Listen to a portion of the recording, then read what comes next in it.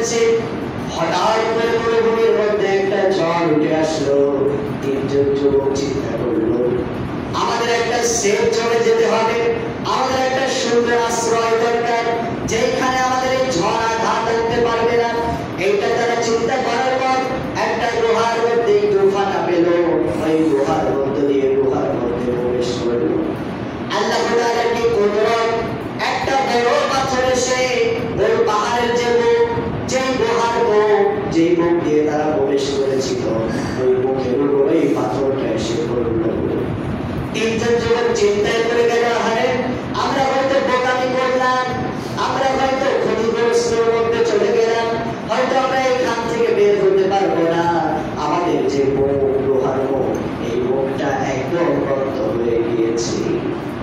একজন যুবক বলল, চিন্তা করিস না, যে আল্লাহ তাআলা আমাদেরকে বিপদের মধ্যে ফেলেছেন, সেই আল্লাহ তাআলা নিশ্চয়ই আমাদেরকে হেফাজত করবে। যার জীবনে একটা আমল যদি আল্লাহর সন্তুষ্টির জন্য হয়, ওই আমল দিয়ে আল্লাহর কাছে আমরা ক্ষমা চাই। একজন যুবক হঠাৎ করে বলতে শুরু করলো, আল্লাহ, আমার কাছে একজন ব্যক্তি কিছুদিন যাবৎ কাজ করেছিল, তার যে পাওনা মজুরি, এই টাকাটা না নিয়ে তিনি চলে গিয়েছিল। এরপরে কিছুদিন পরে ওই ব্যক্তি যখন আসলো, আসার পরে দেখলো আমার একটা ডেইরি ফার্ম হয়ে গিয়েছে। আমি একটা সাগি ছাগল কিনেছিলাম, ওই ছাগলটা পালতে পালতে ছাগলের একটা খামার হয়ে গেল। ছাগলের খামার হওয়ার পরে ওই ব্যক্তি যখন আসলো, বললো আমার যে পাওনার টাকা সেইটার দরকার নাই, আমাকে তুমি একটু সাহায্য করো, আমি প্রচন্ড অসুস্থ।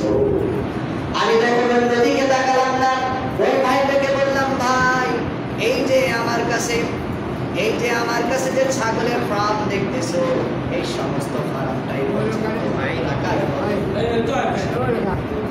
এরপরে বলল, এই ছাগলের যে ফার্ম, এই ফার্মটা পরিপূর্ণ তোমাকে আমি দিয়ে দিলাম, তুমি নিয়ে যাও। এইটা যখন বললো, নিয়ে যাওয়ার জন্য বললো, ওই যুবকটা বললো আমার সঙ্গে। যখন বললো আপনার সঙ্গে কি, আমার সঙ্গে কি আপনি মশকরা করতেছেন, তখন বললো না, মশকরা করতেছি না, আমি তোমার সঙ্গে মশকরা করতেছি না, আমি তোমাকে তোমার যে পাওনার টাকা সেইটা দিয়ে একটা ছাগল কিনেছিলাম, ওইটা থেকে একটা ফার্ম হয়ে গিয়েছে, ওই ফার্মটাই তোমাকে আমি দিয়ে দিচ্ছি। এরপরে যখন যুবকটাই আহাজারি করলো, আল্লাহ তাআলা এই দুয়ার বদৌলতে পাহাড়ের মধ্যে থেকে পাথরটা কিছু সংখ্যক সরায় নিল, একবার পরিমাণ সরায় নিল। সরায় নেওয়ার পর একদম পুরো বলল, আল্লাহ, আমি এক সময় আমার মায়ের জন্য আমি যখন ঘুমানোর জন্য বাড়িতে গেলাম, যাওয়ার পরে আমি যখন ঘুমাবো, আমার স্ত্রী, প্রাণ প্রিয় স্ত্রী আমাকে একটা পেয়ালা দুধ নিয়ে আসলো। আমার মেয়েটা আমার দিকে তাকায় ছিল, বাবা দুধটা আমাকে দাও, আমি একটু খাবো।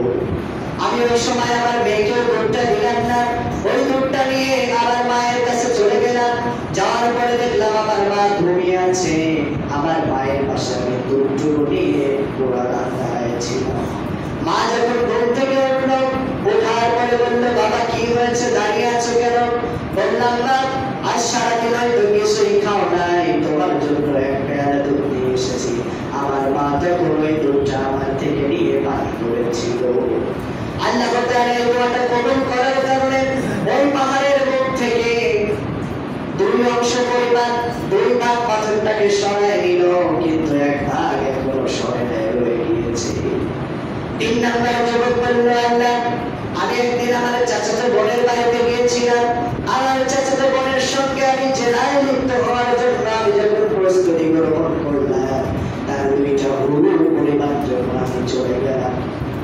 এরপরে আমার বোনের দিকে তাকায় দেখি তার চোখ দিয়ে টপ টপ করে পানি পড়তেছে। বললাম, বোন তুই কান্দিস কেন, কি হয়েছে তোর?